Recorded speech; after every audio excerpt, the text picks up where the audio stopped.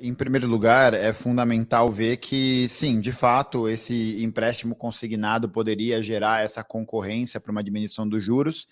E é bem comum que a gente escute também, né, que é importante você tentar trocar uma dívida que tem um juros mais alto por uma dívida que tem um juros mais baixo, né? Isso é uma medida que acaba acontecendo. Só que eu vejo alguns problemas em relação a isso, Anderson.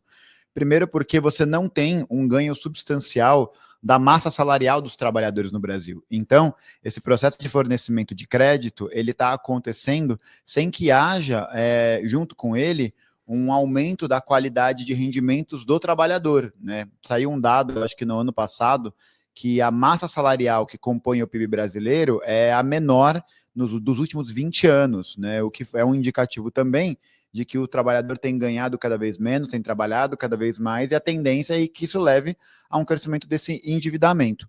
Ao mesmo tempo, que eu acho também que essa medida do empréstimo consignado, ela é uma medida que beneficia, na verdade, o cartel dos grandes bancos, né? Porque a gente não está falando do oferecimento do empréstimo consignado pelos bancos públicos com condições avassaladoras para combater os bancos privados, né?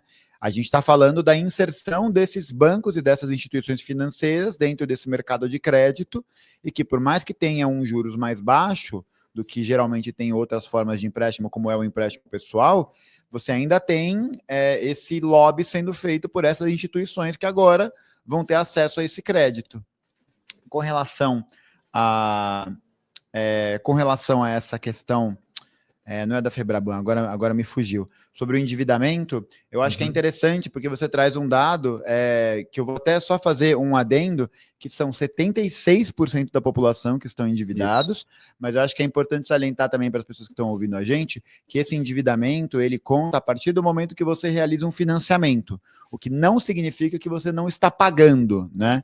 Então, quando a gente observa, por exemplo, a taxa de inadimplência, que aí sim é a taxa de brasileiros que não estão pagando seus financiamentos, que não estão pagando as suas parcelas, os seus boletos, a gente está falando de coisa na casa de 23%, 24% da população. Então é um dado assustador, né? Porque mostra que você não tem uma sustentabilidade robusta para poder acabar com esse processo. E com a continuidade da precarização do trabalho, a gente está vendo um número muito grande ainda de trabalhadores que se encontram em situação de informalidade. A gente está vendo ainda um número muito grande de trabalhadores que se encontram nessa situação de pejotização.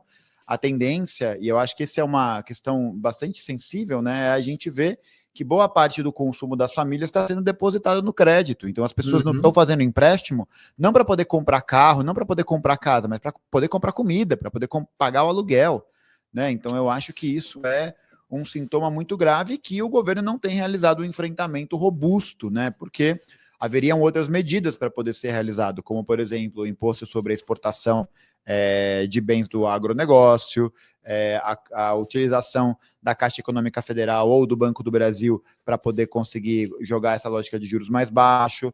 Mas é aquela coisa, né? Por mais que a gente esteja vendo aí os bancos públicos atuando dessa maneira, muitos deles ainda seguem essa lógica de atendimento às demandas do mercado, né? Então, eu vejo que essa medida ela vai acabar servindo para poder, e acho que até saiu um dado 2 ou 3 dias atrás, né, mostrando que os trabalhadores já havia um volume de solicitação de empréstimo na casa dos 50 bilhões de reais. Então, aonde isso vai parar? Né? E como que é muito ruim, porque a gente observa que todo o discurso político, né, do governo, do PT, de várias organizações que estão nesse meandro, nesse centro, está incentivando os trabalhadores a tomarem empréstimo, está colocando o superávit como uma conquista, está colocando tudo isso como positivo, né? Então eu acho que é uma derrota político-ideológica muito sensível, né? E que, mais uma vez, a meu ver, não expressa essa guinada à esquerda do governo de maneira nenhuma.